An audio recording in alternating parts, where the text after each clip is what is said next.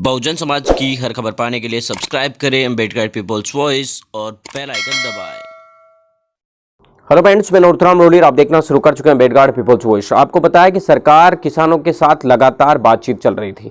दरअसल आपको बता दें कि किसान अपने 3 जो कानून बिल है भारत सरकार के द्वारा हाल ही में जारी किए गए, उनके विरोध के अंदर प्रोटेस्ट कर रहे हैं। उनके विरोध में पिछले कई दिनों से प्रोटेस्ट कर रहे हैं। उनके समर्थन में खिलाड़ी, खेलकूद मैदान के लोग और अन्य अन्य लोग लगातार आपको बता दें कि उनके साथ जुड़ रहे हैं। इस प्रोटेस्ट के अंदर आपको बता दें कि एक संख्या है वो लगातार बढ़ रही है। अवार्ड भी लोग वापस कर रहे हैं और 7 तारीख को अवार्ड वापसी कार्यक्रम है, तो बड़े बड़े लोग भी आपको बता देगा अवार्ड वापस करेंगे। इसके अलावा जो अलग अलग राजनीतिक दल है वो भी समर्थन किसानों का कर रहे हैं। लेकिन सबसे बड़ा सवाल यह है कि पहले तो किसानों के खिलाफ ये बिल जो है केंद्र सरकार की तरफ से लाए गए। अब जब किसान इसके लिए विरोध कर रहे हैं, प्रदर्शन कर रहे हैं, तो किसानों ने आपको बता दें कि सरकार को एक निश्चित टाइम दिया कि आप हमें आपको बता दें कि इस विधेयक को वापस ले लीजिए। लेकिन सरकार ऐसा बिल्कुल भी नहीं कर रही है।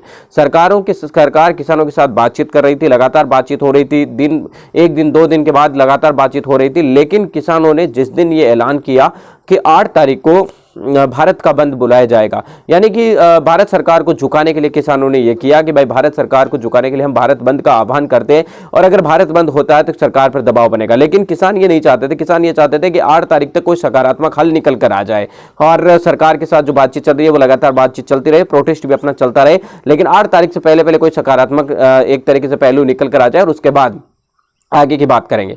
लेकिन आपको बता दें कि यहां पर किसानों के साथ धोखा करते हुए केंद्र सरकार ने अगली बातचीत का जो दौर है वो 9 तारीख को बुलाया, यानी कि 8 दिसंबर को भारत बंद है और अगले 9 दिसंबर को एक तरीके से किसानों को फिर से बुलाया। इसके पीछे का कारण यह बताया जा रहा है कि केंद्र सरकार यह देखना चाहती है कि किसान भारत बंद का देश में कितना असर रहता है। अगर इसका व्यापक असर रहता है या बहुत ज्यादा असर रहता है, किसान सरकार को ऐसा लगता है कि सरकार को किसान झुका लेंगे, तो आपको बता दें कि किसान की तरफ सरकार जाएगी। अगर किसानों को ताकत कम दिखेगी तो आपको बता दें कि वहां पर कहीं ना कहीं केंद्र सरकार एक तरीके से अपने आप को बैकवर्ड कर लेगी और किसानों को धकेलने की कोशिश करेगी। लगातार सरकार की तरफ से इन बिलों को वापस नहीं लेने की बात की जा रही है, लेकिन अब 8 तारीख का भारत बंद ये दिखाएगा कि किसान बिल वापस होंगे या नहीं होंगे। इसलिए आपको बता दें कि 8 तारीख के भारत बंद में बढ़ चढ़कर हिस्सा लीजिए और किसानों का समर्थन कीजिए। मिलेंगे इस नए वीडियो अपडेटों के साथ। अब तक आपसे लेते विदा। लाइक कीजिए, कमेंट कीजिए और शेयर करना